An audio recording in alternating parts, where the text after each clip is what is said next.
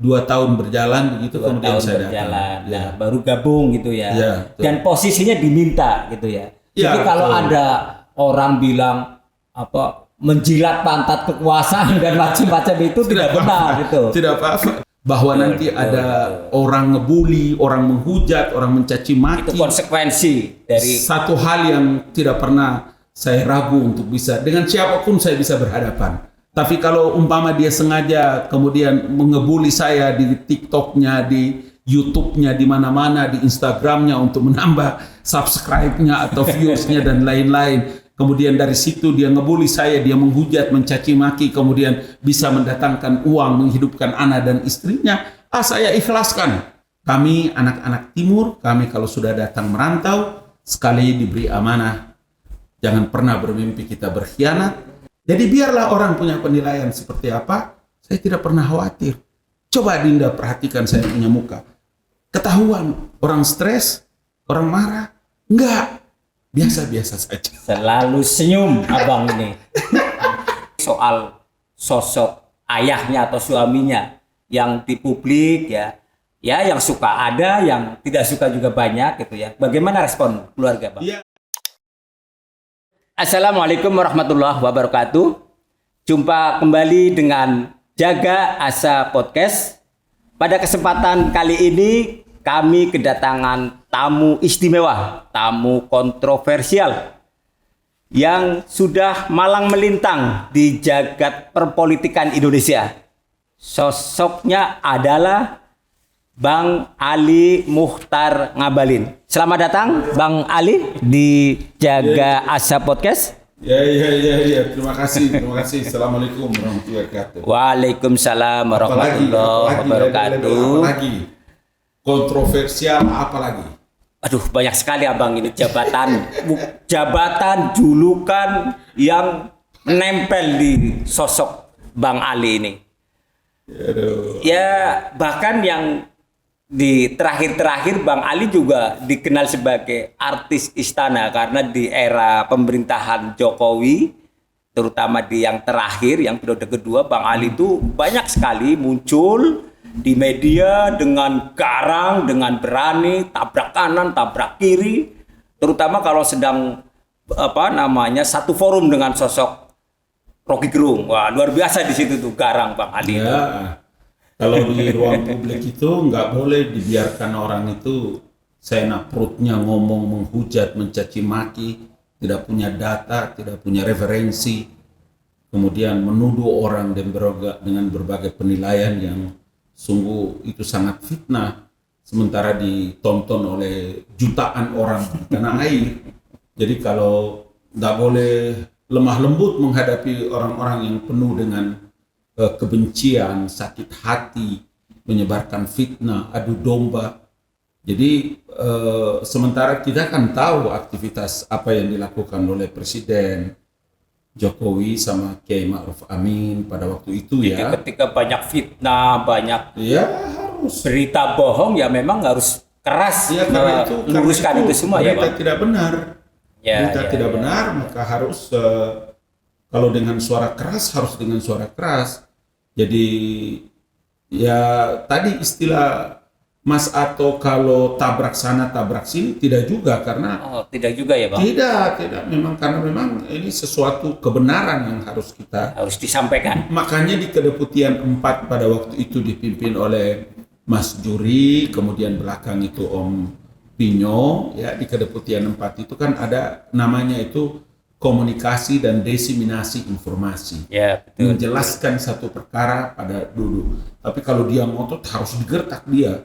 Nggak apa-apa, harus digertak. Kalau enggak nanti pala berita tidak benar merajalela nggak karu-karuan ya Bang. Dikonsumsi publik seolah-olah itu menjadi kebenaran. Kalau tidak ada penyeimbang. Apalagi ini bukan sekedar penyeimbang tapi meluruskan. Di mana-mana kan orang yang kalah dalam pertarungan politik selalu terpaksa dan memaksakan diri untuk harus menyerang pemerintah.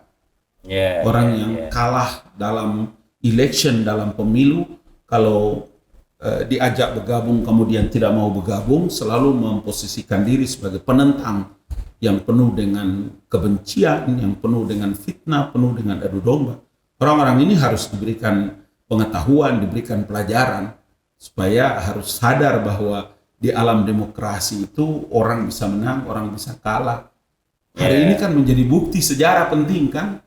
Pak Presiden Prabowo yang sekarang memimpin itu berapa kali dalam pemilu kalah. 4 kali itu Bang, Iya. bukan hat-trick lagi tuh. Ya, 4 kali itu. dan karena demokrasi hari ini beliau terpilih kan. Iya, betul. Itu artinya betul. apa? Itu artinya bahwa seperti inilah gambaran bagaimana Indonesia dengan kehebatannya. Iya, iya. Dan kita lihat, jadi tidak juga harus setiap orang kemudian harus dengan penuh kebencian menghujat dan mencaci maki, ngebully dan macam-macam. Jadi kalau Mas Ato juga kemudian ya sama seperti tadi Mas Ato ini kan merekam dari medsos toh bagaimana Ya. orang memberikan penilaian kepada sosok seorang Betul. Karena banyak sekali. Jadi kata-kata yang tadi saya sampaikan berdasarkan yang saya lihat di Iya, medsos. iya. Tapi gini Bang, saya juga perlu tahu dan teman-teman di luar sana juga perlu tahu sosok Bang Ali yang garang gitu ya, istilah saya garang gitu, berani gitu, pasang badan, membela bukan Pemerintah. membela pemerintah dan menyampaikan apa yang sebenarnya terjadi.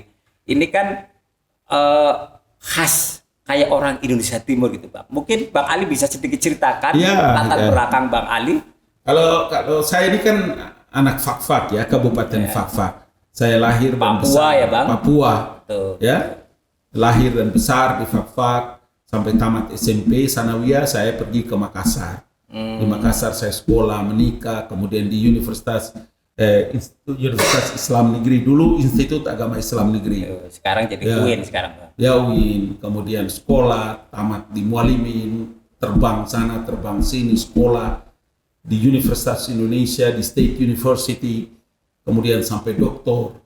Terakhir alhamdulillah kemarin dari Busan gelar University di profesor, Korea ya. Selatan sebagai guru besar ya, jabatan tertinggi universitas. Anak Papua ya, saya Anak Papua. Papua dapat gelar guru besar di Korea Selatan. Iya. Luar biasa itu Bang. Ayah saya dari Kei, Maluku Tenggara. Tapi leluhur kami dari Sriri, ada separuhnya Yaman, Hadramaut. Oke. Kemudian Jadi darahnya campuran Iya. Papua, campuran Ambon, campuran Bali, campuran Kei, Yaman. Maluku, ya, iya. Wah, luar biasa Jadi ini. ada darah Sulawesi, dari Buton, dari Wakatobi. Oh, ada darah dari Wakatobi juga. Wah, Wakatobi. Waduh, komplit sekali. Kakek saya itu Bang. namanya Laode Biru, mama saya itu namanya Ini Wabuna. semua darah petarung semua itu Bang. Petarung. Kalau sekali kita merantau itu haram surut kembali ke daratan. Sekali kapal berlayar kita tidak akan kebayangkan saya sampai jadi guru besar. Itu tidak bercanda, tidak main-main. Jadi Ya, kalau ya, ya. umpama orang melihat saya istilah Mas Ato itu adalah orang yang kontroversial atau antagonis dan lain-lain, tidak. Saya berada pada posisi yang saya tahu diri apa yang harus saya lakukan. Karena saya mengerti di mana kebenaran saya harus berdiri dan di mana kebenaran saya harus berpihak. Bahwa nanti ada orang ngebully, orang menghujat, orang mencaci maki. Itu konsekuensi dari Satu hal yang tidak pernah saya ragu untuk bisa, dengan siapapun saya bisa berhadapan. Ya. Tapi kalau umpama dia sengaja kemudian mengebully saya di TikTok-nya, di YouTube-nya, di mana-mana, di Instagram-nya untuk menambah subscribe-nya atau views-nya dan lain-lain. Kemudian dari situ dia ngebully saya, dia menghujat, mencaci maki, kemudian bisa mendatangkan uang, menghidupkan anak dan istrinya. Saya ikhlaskan. Waduh. Tidak apa-apa. amal yang tidak kelihatan itu Bang. Ya karena Karena begini, menghidupi banyak orang, toko puluhan orang seperti itu. saya, Mas Ato, seperti saya ini kan kita sering berjalan ya ke berbagai daerah di Republik Indonesia. Yeah. Mas Ato melihat bagaimana orang bertemu sama saya di bandara. Kalau kita berangkat jam 9, jam 7 kita sudah harus ada karena ada 1 jam spare waktu, 1 jam setengah. Jarak 100 meter jalan kaki itu bisa menghabiskan 20 menit Bang. Untuk Yang, orang motor. yang seharusnya 5 menit bisa jadi setengah jam gara-gara dalam perjalanan itu banyak orang ingin Iya. foto dengan Bang Ali, menyapa Bang Ali, memastikan ini benar nggak ini Bang Iya, Ali iya. ngabalin yang Iya. populer itu gitu. Iya, iya. Nah, pemirsa juga mungkin teman-teman ingin tahu nih identitas Bang Ali selain yang kontroversi itu berani, garang, Iya, itu iya. kan udeng-udengnya itu Bang. Ini. Iya. Oh, ini itu, biasa, Bang. gimana itu ceritanya Abang pakai itu Saya Bang? selalu bilang parabola. Parabola, antena parabola. Biasanya warna putih. Kadang-kadang saya pakai hitam seperti sekarang. Iya, iya, Bang. Jadi waktu saya balik dari Mesir, ayah saya itu Sebentar Bang, di Mesir itu apa? Sekolah atau oh iya, liburan? kan saya bilang tadi datang ke Jepang, datang ke Korea, datang Itu ke Los semua Angeles, pendidikan datang semua itu, ke Bang? Mesir, datang ke Paris, ya ke sekolah. Di mana-mana kita pergi sekolah, di mana-mana kita pergi belajar. Di mana ada orang pintar kita Wah, pergi ini bukan belajar. produk kaleng-kaleng ini. Dalam negeri dan luar negeri pendidikannya. Iya, makanya kan kemarin ketika saya pulang dari Busan, kemudian dianugerahi sebagai guru besar jabatan tertinggi di universitas itu, tidak ada satu orang pun yang mempertanyakan. Dan kalau dia pertanyakan kan saya sudah umumkan, silakan buka forum, siapa yang mau diskusi, siapa yang mau berdebat, mau pakai bahasa apa, berdiskusi sama saya silakan. Kalau dia pakai bahasa Inggris monggo, bahasa Arab monggo, bahasa Prancis oke. Silakan saja. Supaya dia harus tahu bahwa abangnya Mas Ato ini bukan kaleng-kaleng. Bangga saya pernah satu kantor sama abang ini. Ya alhamdulillah. Ini perlu abang bilang. Iya, iya. Mas Ato kan bukan setahun 2 tahun. Sekantor, seruangan. Di ruangan abang itu ada Mas Ato, ada Heri. Heri ada nggak? Heri di mana sekarang? Oh, Heri, tadi ada juga sebenarnya di sini, Bang. Di bawah. Oke, di bawah. Di bawah ya, Bang. Kan tahu, bukan sehari 2 hari loh, bukan setahun 2 tahun. Gitu ya kan? Doni, bagaimana? Mail, kita bertahun-tahun bersama-sama kan? Bagaimana dari waktu ke waktu, dari duhur ke asar, asar ke maghrib, maghrib kadang kita isya, bergaul hari-hari. Jadi biarlah orang punya penilaian seperti apa, saya tidak pernah khawatir. Coba Dinda perhatikan saya punya muka. Ketahuan, orang stres, orang marah. Enggak, biasa-biasa saja. Selalu senyum abang ini. Satu, selalu senyum Ya, dan senang menyapa. Alhamdulillah. Itu semua orang menjadi kenal Bang Ali dan mereka juga kenal Bang Ali. Ya karena itu tadi ramah dan sering muncul di media. ya. Kalau di media itu memang, alhamdulillah, waktu kita di kantor staf presiden itu kan memang kita tunduk dan taat atas perintah apa yang disampaikan oleh kepala staf melalui Pak Deputi, ya, Profesor Juri Ardiantoro yang sekarang Wakil Menteri Sekretaris Negara, itu atasan-atasan kita semua, sehingga abang juga tahu diri di mana harus saya berdiri dan di mana saya harus berucap, di mana saya harus berkata. Seperti itu yang saya lakukan. Kami anak-anak timur, kami kalau sudah datang merantau, sekali diberi amanah, jangan pernah bermimpi kita berkhianat, dan sekali kita tanamkan keyakinan untuk memberikan loyalitas, tidak pernah kita akan. Lah, saya tertarik nih kata-kata tadi abang nih. Tidak berkhianat. Ya. Nah, ini saya pengen tahu sejarah politik abang nih. Oh, Kalau ya. tidak salah kan pernah menjadi anggota DPR RI. Oh ya, 2004, 2009. Nah, dari ya partai Partai Bulan politik ya Bintang. Partai Bulan Bintang. Ya. Betul. Nah, setelah itu di pemilu 2014 kalau tidak salah mungkin nanti bisa diluruskan. Ya, ya. Abang menjadi ketua tim pemenangan atau paling tidak tim pemenangan Prabowo Hatta. Ya, waktu itu Profesor Mahfud ketua umumnya, Oh, iya. saya itu menjadi ketua untuk komunikasi publik sekaligus menjadi juru bicara waktu itu. Dan lawannya adalah Pak Jokowi saat Pak itu. Jokowi sama JK kalau tidak Yusuf salah. Kala kalau nggak salah. Ya, sama Yusuf Sama Kala. Pak Yusuf Kala ya. Ya, betul, Jadi betul. ya itu catatan sejarah panjang. Nah, mungkin pemirsa kepengen tahu, publik gitu ya, teman-teman di luar sana kepengen tahu proses terjadinya perpindahan dukungan atau sikap politik gitu ya dari Prabowo, ya waktu itu mendukung Prabowo, tapi nanti pada akhirnya ya biarpun tidak secara langsung ya kelar Ya. pemilu itu masuk ke gerbong atau menjadi tim di istana bersama Presiden Jokowi. Ya, Dan ya, itu ya. juga awal mula jangan-jangan dianggap Bang Ali ini berkhianat atau mencela-mencela atau lain-lain itu bisa dijelaskan itu. Waktu itu kan prosesnya, Bang. kita juga berkumpul dan terus ya para pendukung Prabowo Hatta. Karena Bang Ali sebagai juru bicara, kemudian kita mengajukan kepada Mahkamah Konstitusi. Di Mahkamah Konstitusi setelah diambil keputusan, kan kita tahu bahwa dia keputusan Mahkamah Konstitusi adalah inkrah dan apa istilahnya itu? Final dan mengikat. Final and binding. Tapi teman-teman masih terus mau protes. Ya saya bilang kepada Bang Kiflan Zain, saya bilang kepada Pak Mahfud juga.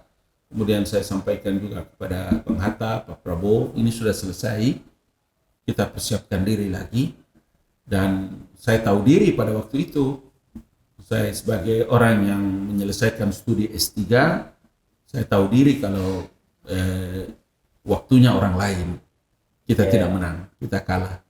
Dan saya pergi ke Denver, saya pergi lagi, saya terbang lagi ke luar negeri. Amerika Serikat? Ya Amerika Serikat. Oh, jadi kelar menjadi juru bicara Prabowo Hatta. Iya, karena itu kan 2014. Nah, itu ke saya Amerika. DPR-nya 2004-2009. Oke, 2004. Yang teman-teman saya di beberapa negara di Inggris, di Belgia, di Holland, kemudian di Amerika, ya, kemudian ada di beberapa tempat itu mereka adalah bekas-bekas DPR di periode kami. Jadi mereka kasih email segala macam terkait dengan congratulations for the new government, congratulations for the new president dan macam-macam. Saya bilang iya, terima kasih, selamat. Kita punya presiden yang baru, tapi yang naik jadi presiden dan vice president itu not from our koalisi atau yang kami dukung, kurang lebih begitu ya. Oh ya, tapi beberapa teman bilang bahwa ya, tapi kalau pemerintahan baru ini tidak menggunakan Anda itu termasuk satu kerugian. Sebenarnya iya, kalau mungkin di negara lain, kalau di Indonesia. Tapi saya tidak tahu ternyata pada zaman Pak Jokowi Yusuf Kala itu saya ditelepon, dipanggil untuk datang. Itu kapan, Bang? Kan kelar pemilu 2014. Lah Abang masuk itu saya masuk ke istana itu Mei 2017 sebetulnya. Nanti 2018 bareng-bareng Mas Juri, waktu itu Mas Juri Wamen sekarang, ya bekas deputi saya, itu nanti SK-nya di bulan Juli Agustus 2018. Tapi saya sudah dipanggil. Jadi di akhir periode pertama Presiden ya, jadi mungkin sekitar 2 tahun berjalan begitu, kemudian saya datang. Nah, baru gabung gitu ya. Ya, dan posisinya diminta gitu ya. Jadi kalau ada orang bilang menjilat pantat kekuasaan dan macam-macam itu tidak benar gitu. Tidak apa-apa, itu tidak benar karena faktanya Bang Ali posisinya sedang di Amerika, sedang menjadi dosen, ditelepon untuk pulang membantu pemerintahan saat itu. Iya, jadi kalau di Indonesia ini kan Mas Ato, ya sama seperti sekarang, biasa saja. Kita biasa saja. Biar teman-teman tahu juga itu Bang, bahwa Abang itu bukan meminta tapi diminta. Oh ya, kalau itu benar. Itu penting disampaikan. Itu benar, karena begini. Sekolah saya kan di Universitas Indonesia itu di komunikasi massa. S1, S2 saya di Universitas Indonesia, komunikasi dakwah saya ya di Institut Agama Islam Makassar. Kemudian saya hari-hari bergelut dalam dunia, bergaul dengan teman-teman di ISKI, Ikatan Sarjana Komunikasi Indonesia. Kemudian datang di berbagai konferensi di seluruh dunia. Di DPR itu ada satu forum internasional namanya IPU, Interparliamentary Union. Saya datang di Teheran, saya datang di beberapa negara-negara dan selalu menjadi bicara di forum-forum itu. Kalau di negara-negara Arab ya kita bicara dalam bahasa Arab. Di negara-negara yang menggunakan bahasa asing, bahasa lain kita bicara. Jadi tingkat international kita dalam relationship kita itu terukur. Nah, dalam awal-awal periode pertama itu kan kita datang di pemerintahan Presiden Pak Joko Widodo dan Pak Yusuf Kala itu ya nggak bisa, kita mesti menjelaskan banyak perkara yang harus ditahu oleh publik. Meskipun benar tadi kata Mas Sato, kan pada waktu kampanye mendukung Prabowo dan Hatta Rajasa pada waktu itu, ya namanya kita mendukung orang. Kita berkampanye, kita mesti menjelaskan banyak hal tentang Prabowo itu siapa dan Hatta Rajasa itu siapa. Kemudian kalau ada celah, ada kekurangan yang harus bisa dijadikan sebagai bahan tempur kepada Pak Jokowi dan Pak Yusuf Kala, itulah orang berkampanye. Tapi alam demokrasi kan seperti itu. Hari ini terbukti kan, Pak Prabowo dan Mas Gibran ya mengumpulkan banyak orang yang pada waktu kampanye menghujat dan mencaci maki Prabowo dan Gibran. Sekarang ada dalam satu koalisi namanya Koalisi Indonesia Maju, KIM, bahkan ada place-nya sekarang kan. Jadi kita punya tanggung jawab, Mas Ato, untuk melatih orang, mengedukasi rakyat Indonesia bahwa dalam proses seperti itu hal yang biasa saja, tapi ini semua menjadi pelajaran supaya di kemudian hari itu paling tidak juga kita juga bisa mengukur-ukur diri. Hari ini kan umur kita sudah bukan lagi 38 tahun atau 41 tahun, tidak. Sudah setengah abad. Oh, sudah sebentar lagi, sudah lewat. Setengah abad lebih. Setengah abad lebih. Iya, 56, 57 kan sudah waktu-waktu sudah lansia itu, lanjut usia. Matang ini, Pak. Matang enak itu, Pak. Ya, insya Allah. Karena itu Mas Ato ini menjadi pelajaran bagi kawan-kawan yang sempat mungkin nanti nonton channel kita ini, Jaga Asa podcast ini, bahwa dalam urusan menghujat, mencaci maki, mencederai, memfitnah, ngebully, jangan pernah Anda bermimpi menjadi seorang tokoh publik kalau Anda tidak mau dihujat, dicaci maki. Pulang saja ke kampung, naik ke kebun, tanam sayur, ada sapi, ada kerbau, beternaklah atau pergi ke laut. Kalau mau jadi tokoh publik di Indonesia, Anda harus bersiap diri, harus bermental baja, tahan banting. Nah, ini saya mau tanya nih, Bang. Ya, gimana kan Abang punya keluarga, ada anak, ada istri. Ya, tentu mereka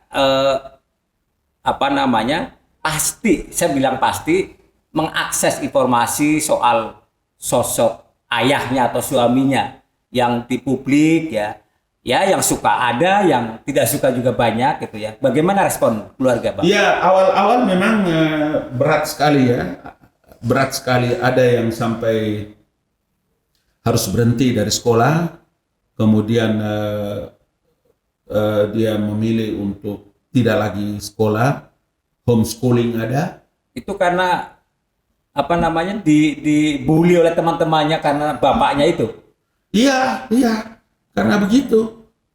Orang tahu, karena nama anak-anak saya itu semua kalau umpama kayak nomor si Fuad itu ada Ali Mukhtar Ngabalinnya di belakang. Fuad, Faruk, Fatih, Farhad, Fauzan, semua ada Ali Mukhtar Ngabalinnya di belakang. La Barucu, La Biru, La Munde, La Sindran, La Madukalian, semua ada namanya di belakang. Nama-nama mereka itu. Jadi tahu nih anaknya Ngabalin gitu. Jadi ya suka dan tidak suka pasti ada itu.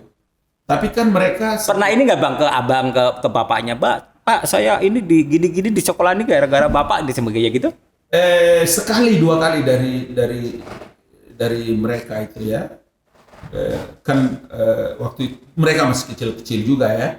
Tapi setelah saya ada di politik itu 2014, 2004 itu ada juga yang belum lahir, tapi setelah sekarang ini kan saya juga menjelaskan ya, setelah sholat subuh, duhur, kadang maghrib, isya, selalu saya berikan kultum, menjelaskan ke mereka tentang posisi Abi seperti ini, posisinya seperti ini, berulang-ulang sambil saya berdoa, saya terus meyakinkan, saya kasih tahu sama mamanya, kasih tahu mereka begini. Alhamdulillah tidak ada hal yang dikhawatirkan sampai until now, sampai dengan hari ini. Bangga dengan bapaknya. Dia bangga, dia yakin apapun orang memberikan penilaian, tapi hari-hari dia akan tahu bagaimana saya memperlakukan mamanya, bagaimana saya di rumah, bagaimana saya tepati janji terhadap apa-apa yang harus mereka minta, bagaimana saya melakukan sesuatu. Keluarga saya baik dari istri, baik di kampung, di Bugis, di Rapang, di Makassar, di Papua, di mana-mana. Mereka tahu, mereka ketemu, mereka melihat bagaimana keluarga saya, bagaimana saya membina anak dan lain-lain sebagainya. Jadi yang paling penting itu tadi Mas Ato, orang di rumah harus yakin tentang siapa suami dan ayahnya, kemudian keluarga. Bahwa tiba-tiba ada WA, tiba-tiba ada informasi begini, it's okay, no problem. Saya pun mempersiapkan diri seperti itu. Saya selalu berniat, semoga kalau orang menghujat, mencaci maki, ngebully dan macam-macam pada diri seorang Ali Mukhtar, mudah-mudahan ini mengurangi dosa-dosa saya. Dan kalau itu dia pakai untuk bisa menghidupi, sekali lagi, kalau itu untuk mengangkat subscribe-nya atau views-nya dan lain-lain sebagainya di TikTok, di Instagram, di Twitter, atau di YouTube-nya, kalau dia pakai mengangkat, memberikan saya dengan label tokoh antagonis, kontroversial, penjilat, kadang-kadang digambarkan lidah begitu panjang, pengkhianat dan macam-macam, up to you my brother, don't worry about me. Ali tetap Ali dan saya tahu diri. Saya punya latar belakang agama yang saya bisa mengukur diri saya. Saya datang dari keluarga yang baik-baik, Mas Ato. Insya Allah tidak ada barang-barang subhat maupun haram yang masuk dalam tubuh saya. Jadi saya tetap berdoa semoga mereka sehat walafiat. Saya maafkan mereka. Besok lusa di hadapan Allah saya pertanggungjawabkan ini orang-orang baik saja. Ini orang-orang baik. Dia memperlakukan saya begitu karena dia belum tahu siapa Ali. Ya, mudah-mudahan podcast ini juga bisa memberi gambaran. Oh iya. Gambaran sosok Bang Ali. Saya terima kasih loh Mas Ato. Pendidikannya. Ya. Gitu. Makanya ketika Mas Ato undang untuk menjadi narasumber hari ini, saya dengan penuh cinta, kasih, rasa senang karena selain bisa ketemu Mas Ato, saya bisa ketemu Dodi, saya bisa ketemu Mail, Harry dan lain-lain. Teman-teman yang pernah teman-teman yang sama-sama kantor. Dan insya Allah kita akan sama-sama amin, terus. Amin, mudah-mudahan. Nah ini Bang, saya kira kita juga punya tanggung jawab yang sama dengan ini. Bagaimana publik menyerap informasi, terutama informasi isu-isu seputar politik, seputar kekuasaan dan sebagainya. Gitu. Suka, tidak suka, dukung, tidak mendukung itu biasa.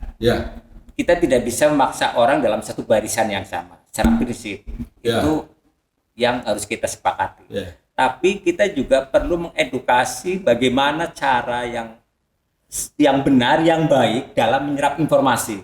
Maksud saya begini, di era medsos seperti ini kan kadang video-video sepotong-sepotong, bahkan foto-foto yang entah lagi ngapain tiba-tiba dideskripsikan sedemikian rupa oleh ya itu tadi para pengelola akun itu tadi. Nah, menurut Bang Ali sebaiknya sih seperti apa sih? Karena Bang Ali tadi juga menyampaikan ya punya keahlian di bidang komunikasi, pendidikannya di bidang komunikasi. Seperti apa sih sebaiknya kalau dalam kita menyerap informasi? Ya, kalau dalam ilmu komunikasi itu memang ada satu, kalau orang yang sekolah itu dia punya satu teori namanya content analysis, analisa isi konten. Ini kan banyak konten nih di komunikasi itu ada teori itu. Saya sudah hafal itu content analysis itu sejak sekolah di Universitas Indonesia kuliah. Itulah sehingga muncul istilah check and recheck. Jangan cepat kita menyebarkan satu berita kalau kita tidak mengerti asal usulnya. Kita harus cek.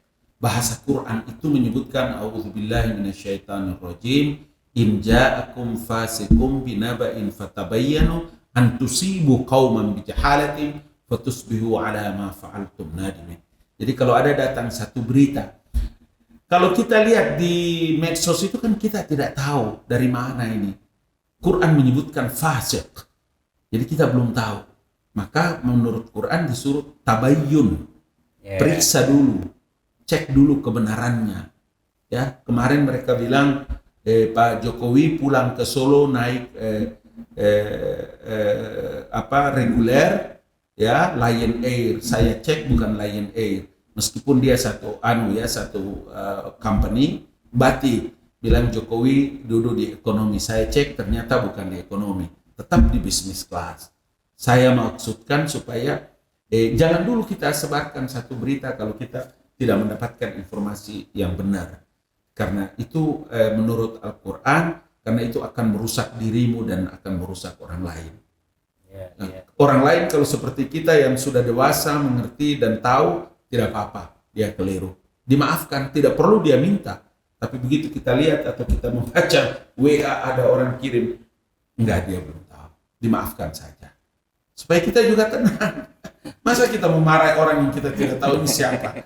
Jadi kita harus teduh, tenang, supaya muka kita tetap berseri-seri loh. Mas Ato, kalau enggak nanti bahaya.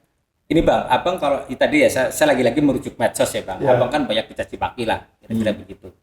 Kalau di dunia nyata misalnya gini, karena pengalaman saya jalan sama Abang, ketika ke setiap banyak tempat itu, orang menyapa, orang memanggil, orang minta foto. Saya belum pernah yang bersama saya belum pernah lihat orang mau caci maki seperti ketika seperti di medsos. Abang pernah mengalami nggak? Saya Ada orang yang datang tidak. terus, oh ini penjilat, ini pengkhianat, bla bla bla. Demi Allah tidak. Tidak pernah? Tidak pernah. Demi Allah tidak pernah. Bahwa ada orang yang kemudian melihat saya dan dia tetap berdiri, dia pasif. Ada juga yang melihat dengan mata, saya mengerti. Dia cukup ini tahu. Tapi bahwa ada yang datang kemudian mencubit-cubit dan ini benar ya ngabalinnya. Ini benar ya. Coba dia cubit saja. Jangan mimpi ini ketemu Bang Ngabalin gitu ya. Dia suruh saya ngomong supaya dia dengar ini apakah suara. Oh iya. Dia antara percaya dan tidak. Karena ini jujur ya. Dia lihat saya di langsung, dia bilang ternyata lebih ganteng dari di TV. Kalau di TV kelihatan tua apa, ternyata ganteng, tinggi orangnya. Ramah orangnya ya. Kita ketipu. Begitu banyak-banyak. Mas Ato benar, kita sudah keliling Indonesia dari Papua sampai Aceh sampai Medan. Ya, jadi kalau kita terbang jam 7 atau jam 9, jam 7 sudah harus ke bandara karena ada sesi foto dan lain-lain. Iya, salah satu ini ekstra tambahan ketika sama Bang Ali itu harus siap ada waktu sekian puluh menit bahkan sekian jam untuk ditasarufkan ke warga masyarakat yang ingin menyapa, ingin foto. Karena mereka hanya lihat di TV kan, mereka hanya lihat di TV, melihat kita berdebat, melihat kita melawan orang berargumentasi, apalagi tokoh-tokoh yang sangat kritis, yang penuh dengan fitnah, adu domba, menghujat, mencaci maki hari-hari hingga sekarang, until now, ya masih terus dengan perilaku-perilaku yang sungguh mati. Sungguh-sungguh tidak memberikan edukasi kepada publik di berbagai channel-channel mereka, mencaci maki pemerintah, menghujat seseorangnya sama sekali tidak. Itu kan menurut saya tidak boleh dibiarkan, tetap harus kita membantah, kemudian melakukan diseminasi terhadap edukasi juga kepada masyarakat. Berbagai informasi yang mereka sampaikan itu kan tidak benar. Jadi kita harus lakukan sesuatu agar masyarakat teredukasi. Jikapun tidak sepakat, sumbernya harus jelas ya. Jangan tidak setuju, tidak sepakat, benci, tapi dari sumber yang tidak jelas, dari sumber yang sifatnya fitnah, hoax kan gitu. Makanya itu salah satu hal yang paling terpenting itu Mas Ato, kita juga harus bisa menyampaikan kepada masyarakat bahwa untuk mendapatkan satu informasi itu harus bisa mendapatkan langsung atau membaca, mendengar dari media-media mainstream. Media mainstream itu dia sejalan dengan ilmu komunikasi. Dia mendapatkan satu berita, dia cek tentang kebenarannya, dia langsung ketemu narasumbernya, dia menemui di mana. Kalau dulu kan istilahnya 5W 1H, kapan, di mana, apa dan seterusnya. Jadi dia bisa memperlihatkan gambar.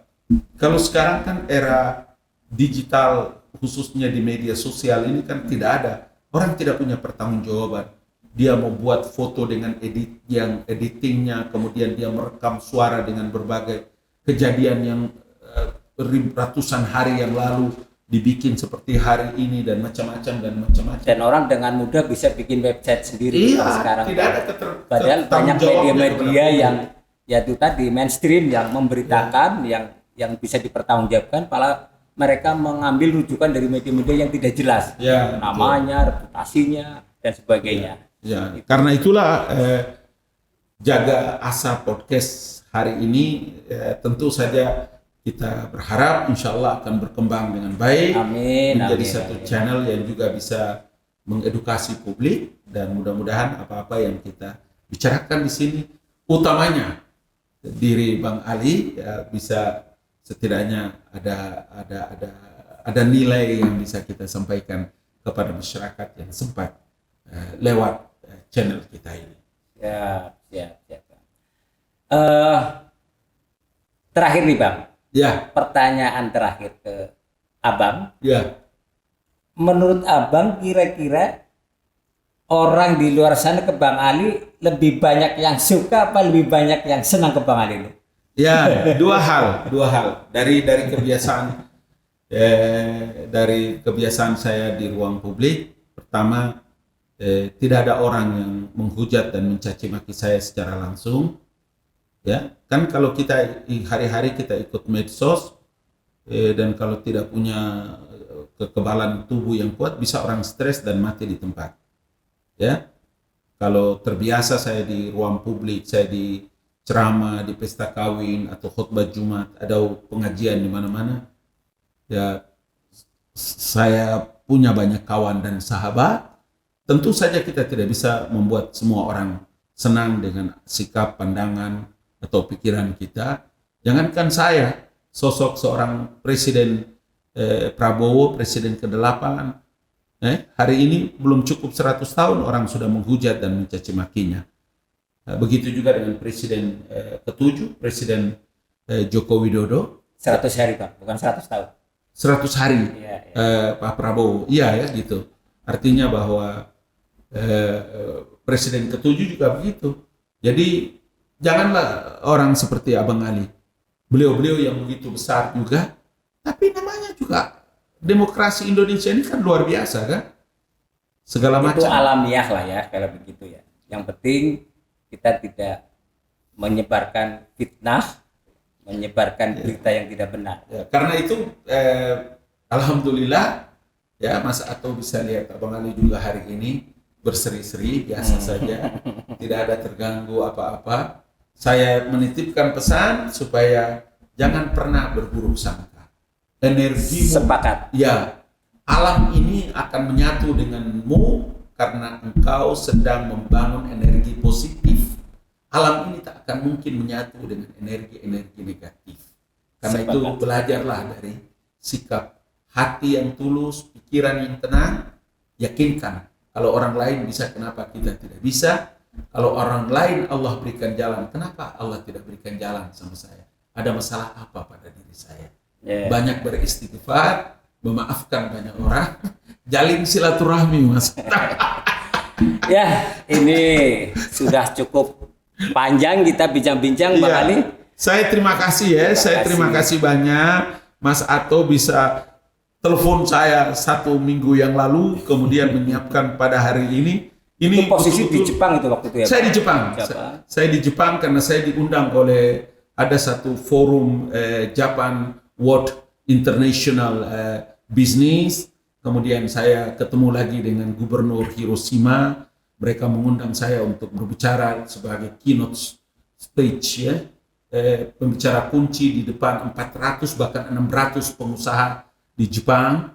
Saya menjelaskan tentang Indonesia, kemudian bicara tentang masalah mahasiswa magang. Saya berbicara tentang pentingnya hubungan siapa saja di dunia ini kalau tidak bekerja sama dengan Indonesia, maka kamu termasuk negara yang sangat rugi. Saya pun memberikan jaminan kepada mereka kalau ada apa-apa datang ke Indonesia dan bermasalah, ini nomor telepon saya, Anda hubungi saya insya Allah akan bisa membantu Anda. Wah, luar Jadi begitu biasa. saya pulang ke Indonesia, saya langsung bilang, Mas Ato, saya sudah di Jakarta, kapan kita berdialog? Siap. Sekali lagi terima kasih Bang Oke, Ali. Terima kasih. Teman-teman, tadi kata kunci terakhir dari Bang Ali, jangan buruk sangka. Dengan begitu kita akan lebih nyaman, lebih tenang, lebih bisa menikmati hidup. Boleh beda pilihan, tapi jangan berburuk sangka dengan orang-orang yang tidak satu jalan dengan kita. Begitu teman-teman semua. Terima kasih. Sampai jumpa lagi dalam podcast berikutnya. Assalamualaikum warahmatullahi wabarakatuh. Terima kasih Bang Ali. Terima kasih. Waalaikumsalam warahmatullahi wabarakatuh. Mas Ato, terima kasih. Ya.